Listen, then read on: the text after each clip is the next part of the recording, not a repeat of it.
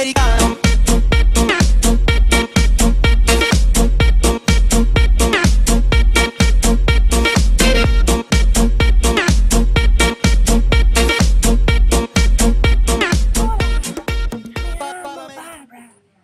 Benny es mi nieto y mi hija es Diana. A mí me gustan las papas fritas y beber el jugo y hablar por teléfono. Hola, me llamo Diana, Barbara es mi madre, Benny es mi hijo. Me gusta comer la comida.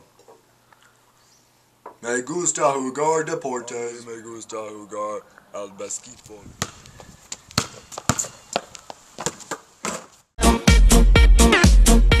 Hola, me llamo Benny.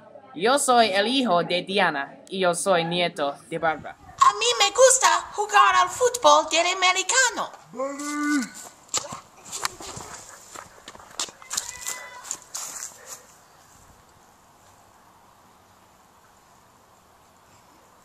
Yo no soy muy bueno, pero me gusta. A mí me gusta beber el jugo de naranja. A mí no me gusta las vegetales. A mí me gusta mucho las galletas.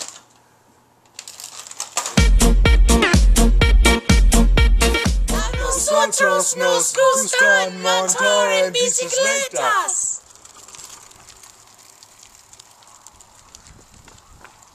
Chicos!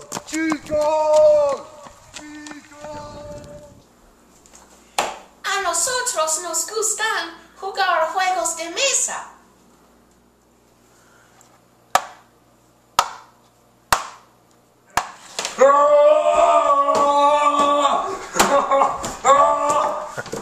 A nosotros nos gusta jugar al basquetbol. Sí.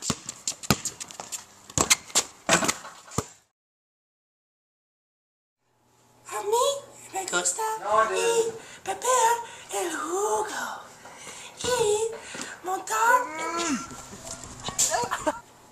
A mí me gustan muchos galletas. Comida!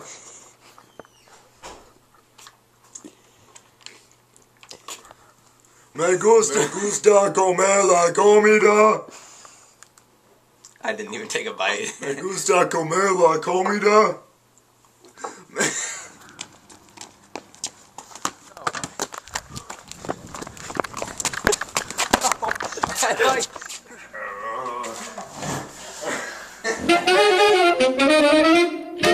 Papa l'americano.